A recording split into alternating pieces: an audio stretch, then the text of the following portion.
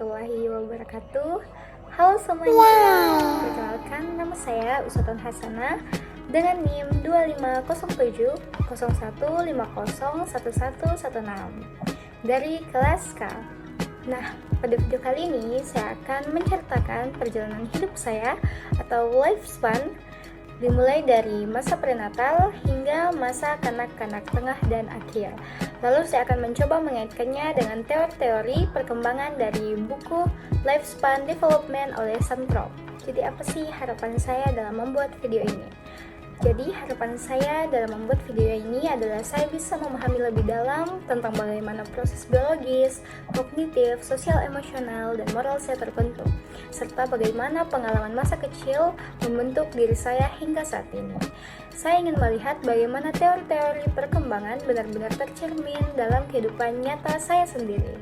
Nah, sebelum masuk ke pembahasan, saya akan menjelaskan dari mana saya mengumpulkan data.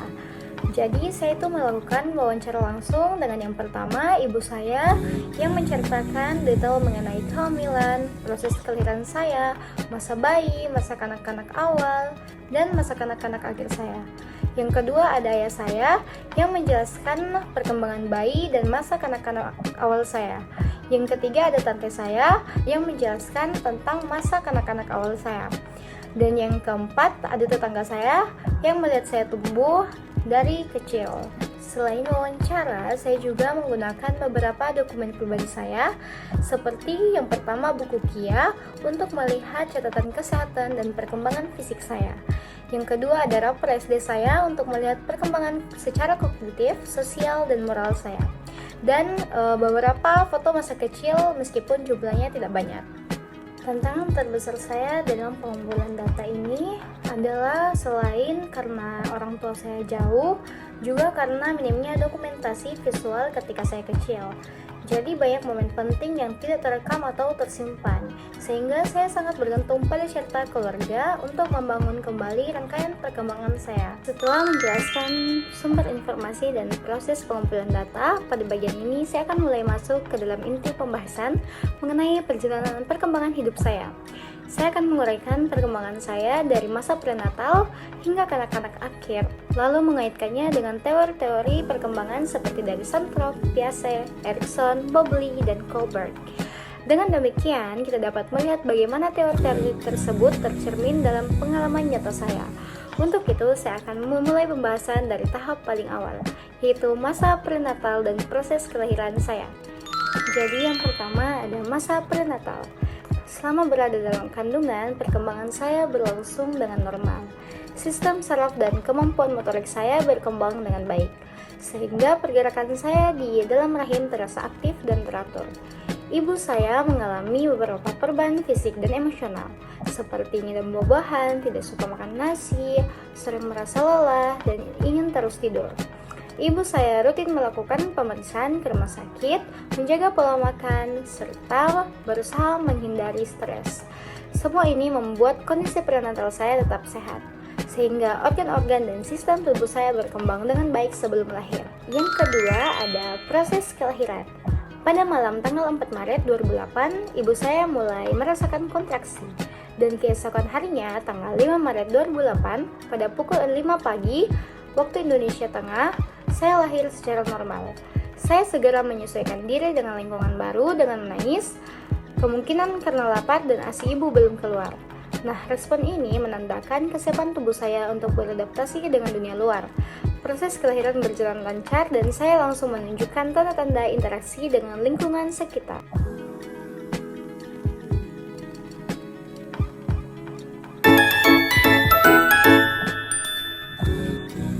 Oke teman-teman, sekarang kita masuk pada masa bayi dan toddler usia 0-2 tahun. Yang pertama ada perkembangan fisik dan motorik. Jadi, saya lahir dengan berat 2,7 kg dengan panjang 47 cm. Pada usia 7 bulan, saya sudah mulai bisa duduk sendiri, 8 bulan sudah mulai merayap, 10 bulan merangkak, dan pada usia 1 tahun 3 bulan, saya mulai bisa berjalan dengan stabil. Gigi pertama saya muncul pada usia 8 bulan. Selain itu, saya sudah mulai bisa menggenggam benda dengan tangan, meraih mainan, dan menunjukkan koordinasi tangan dan mata yang berkembang pesat.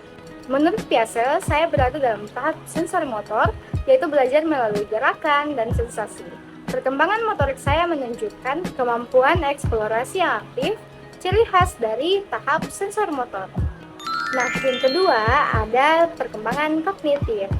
Pada tahap ini, saya sudah mulai bisa mengenali anggota keluarga saya dan tetangga yang merawat saya ketika orang tua bekerja. Saya bisa meniru gerakan sederhana seperti melambaikan tangan dan tepuk tangan. Saya juga sudah bisa menunjukkan rasa penyesalan terhadap benda-benda di sekitar saya. Saya mulai belajar melalui pengamatan dan pengalaman sehari-hari, seperti melihat orang dewasa berinteraksi.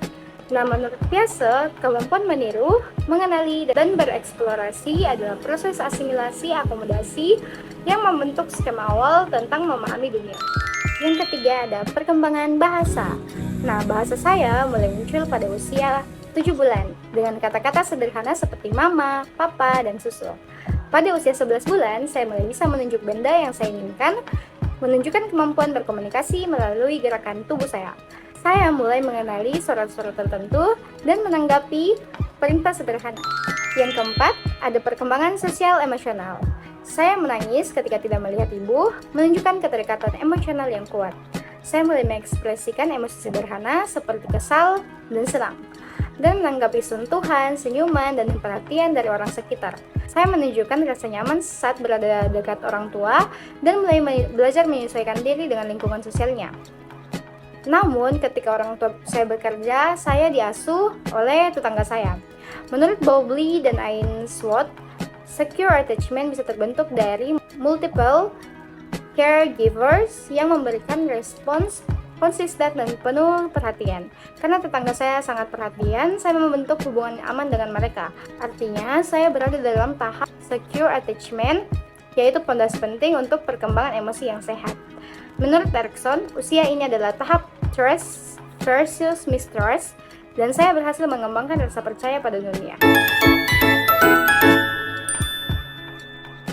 Oke, baik teman-teman, sekarang kita masuk ke masa kanak-kanak awal, usia 2-6 tahun. Nah, yang pertama ada perkembangan fisik dan motorik. Motorik saya sudah berkembang dengan sangat baik. Saya mulai bisa mewarnai, menulis huruf sederhana, menggambar bentuk-bentuk dasar, dan mengunting kertas dengan rapi. Motorik kasar saya juga meningkat. Saya bisa berlari, melompat, dan membawa barang bersama teman saat bermain atau pulang sekolah. Aktivitas fisik sehari-hari membantu koordinasi tubuh dan keseimbangan saya. Yang kedua ada perkembangan kognitif. Saya mulai belajar membaca, berhitung, dan mengenal huruf, serta angka. Nah, pada usia 5 tahun 6 bulan, saya sudah mulai masuk SD dan cepat memahami berbagai pelajaran dasar. Saya gemar mengisi buku mewarnai dan buku matematika, serta memahami aplikasi atau game sederhana di ponsel orang tua saya. Saya mulai meniru perilaku orang dewasa seperti berdandan atau memperhatikan cara ibu merias diri. Nah, selain itu, saya juga mempunyai teman imajinasi yang bernama Miha dan Naya. Nah, menurut Piaget, saya masuk di tahap praoperasional. Ini ditandai dengan saya yang berpikir simbolik, kemudian saya mempunyai imajinasi yang tinggi dan saya sering melakukan permainan pura-pura. Teman imajinasi saya adalah contoh nyata perkembangan simbolik pada tahap ini. Nah, yang ketiga ada perkembangan bahasa. Bahasa saya tergolong lancar dan mulai bervariasi. Saya mampu mengucapkan kalimat sederhana, menghafal angka, dan mulai belajar bahasa Inggris sederhana. Nah, yang keempat ada perkembangan sosial dan emosional.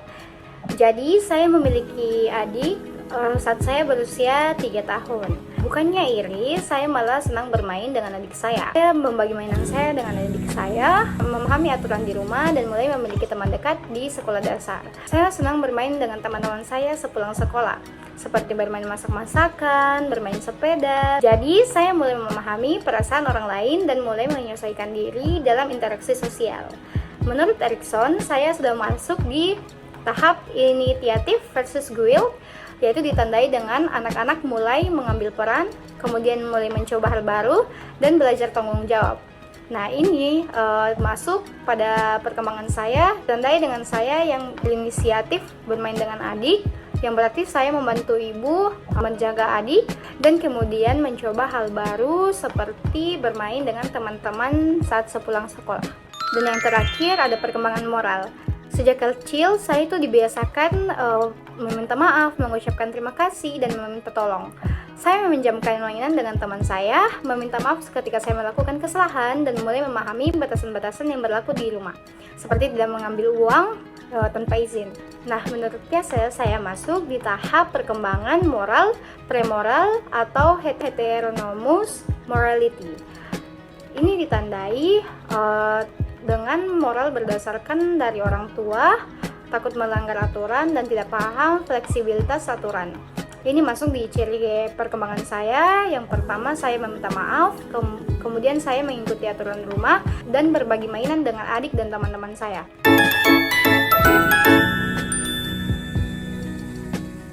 Oke, baik teman-teman, sekarang kita masuk ke masa perkembangan yang terakhir dalam materi ini, yaitu masa kanak-kanak tengah dan akhir usia 6-12 tahun. Nah, pada masa ini saya hanya sedikit mendapatkan informasi dari orang tua saya karena saya sudah mulai banyak mengingat perkembangan saya pada masa ini. Oke, baik, jadi kita masuk kepada perkembangan yang pertama, yaitu perkembangan fisik dan motorik saya. Perkembangan fisik saya tetap normal. Saya tidak terlalu tinggi dan juga tidak terlalu pendek dalam kalangan usia teman-teman sebaya saya. Nah, pada usia 10 tahun, saya mulai mengalami menstruasi dan muncul jerawat setiap bulannya. Saya aktif memanjat pohon ketika pulang sekolah bersama teman-teman saya. Saya sering menggunakan sepatu roda dan menirukan gerakan tarian dari artis K-pop favorit saya. Kemampuan fisik saya semakin matang dan mendukung kegiatan sehari-hari serta permainan yang semakin kompleks. Nah, yang kedua ada perkembangan kognitif. Perkembangan kognitif saya berkembang pesat pada masa ini. Peringkat akademik saya di sekolah mulai meningkat.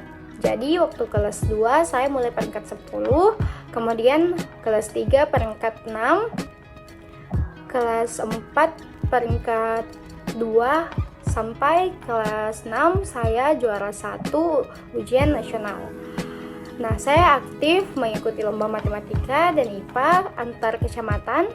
Saya juga membantu ibu saya memeriksa jawaban-jawaban dari siswanya.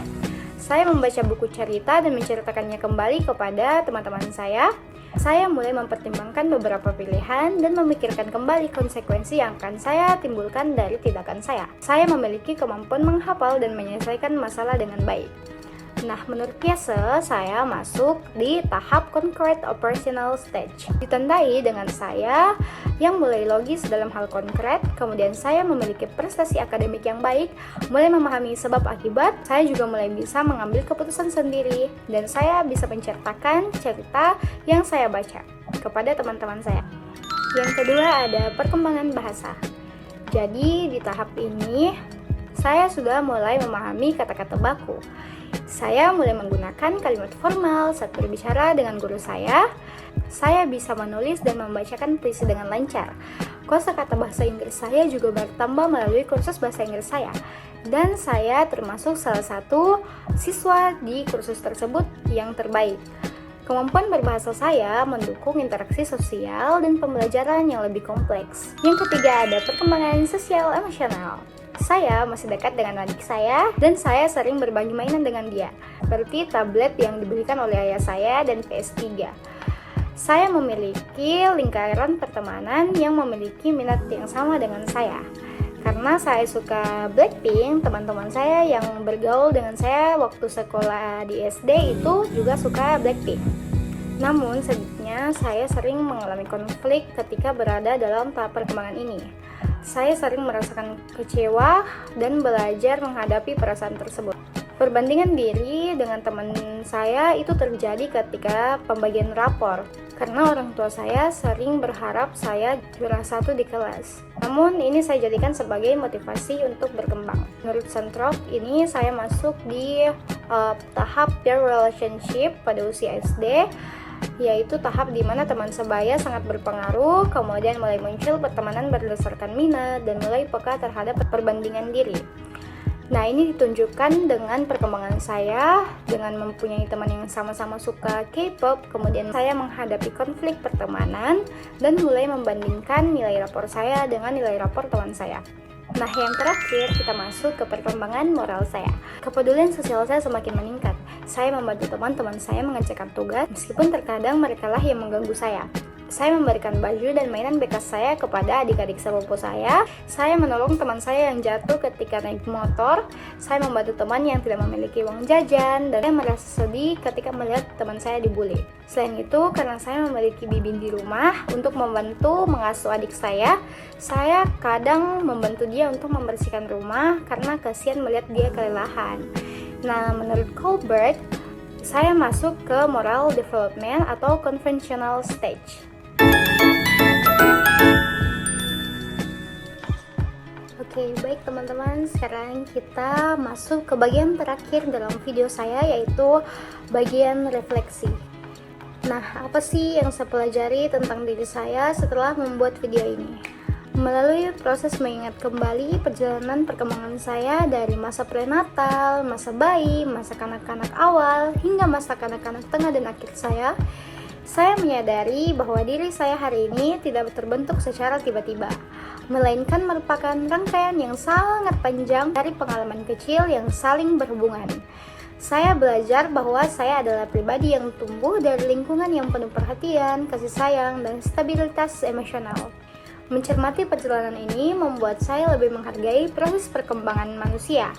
Saya memahami bahwa hal-hal sederhana seperti siapa yang menjaga saya ketika bayi, bagaimana orang tua saya merespon tangisan saya, momen pertama saya bermain dengan adik, hingga pengalaman saya menolong teman, ternyata semuanya ikut membentuk karakter, nilai, dan cara saya memandang dunia.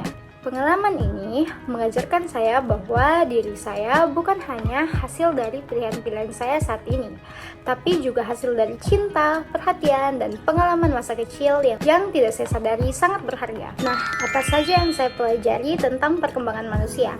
Dari proses ini, saya belajar bahwa perkembangan manusia bersifat kompleks, multidimensional, dan berkelanjutan.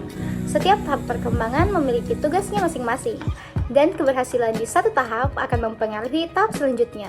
Saya melihat bahwa perkembangan manusia tidak hanya tentang pertumbuhan fisik atau kemampuan kognitif, tetapi juga bagaimana seseorang belajar membangun hubungan, memahami diri sendiri, mengelola emosi, mengembangkan moralitas, dan membentuk identitas sosialnya. Saya menyadari bahwa perkembangan manusia dipengaruhi oleh banyak faktor, mulai dari biologis, lingkungan, kelekatan emosional, pengalaman bermain, hingga pola asuh. Bahkan hal kecil seperti respons ibu terhadap tangisan bayi dapat berdampak besar kepada rasa aman dan kepercayaan diri ketika kita dewasa. Nah, jika ditanya teori apa yang paling berkesan untuk saya akan menjawab bahwa dari semua teori yang saya pelajari, teori yang paling bermakna bagi saya adalah teori attachment dari John Bowlby. Teori ini sangat relevan untuk saya karena saya melihat langsung bagaimana pola keterikatan saya terbentuk sejak bayi. Saya tidak hanya diasuh oleh ibu, tetapi juga diasuh oleh tetangga saya ketika ibu saya sedang bekerja. Ketika saya menangis, mereka menggendong saya. Ketika saya gelisah, mereka menenangkan saya. Konsistensi tersebut menciptakan rasa aman atau secure attachment yang menjadi fondasi dalam perkembangan emosional saya. Teori Bowlby membantu saya memahami mengapa pada saat saya tumbuh, saya menjadi pribadi yang hangat, mudah terhubung, dan empati yang kuat kepada teman dan keluarga. Nah, bagian terakhir dari refleksi adalah apresiasi kepada keluarga yang telah menyempatkan untuk bercerita tentang pengalaman perkembangan saya. Karena dari tugas ini, saya semakin menyadari betapa besar peran keluarga dalam hidup saya.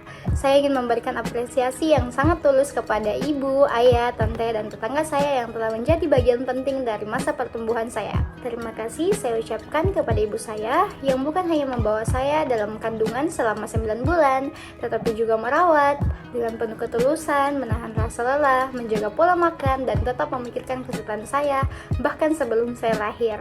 Cerita-cerita ibu tentang kontraksi, proses melahirkan, dan perjuangan di masa bayi membuat saya menyadari betapa besar cinta dari seorang ibu, dimulai dari jauh seseorang anak melihat dunia. Yang kedua, saya ingin mengucapkan terima kasih kepada ayah saya yang selalu berusaha untuk menciptakan lingkungan yang aman dan nyaman untuk saya.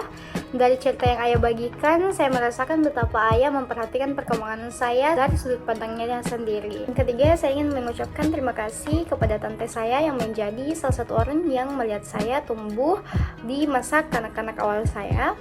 Kehadiran beliau menjadi bagian dari lingkaran pengasuhan saya, membantu ibu dan ayah memastikan saya tumbuh dalam lingkungan yang penuh dengan perhatian.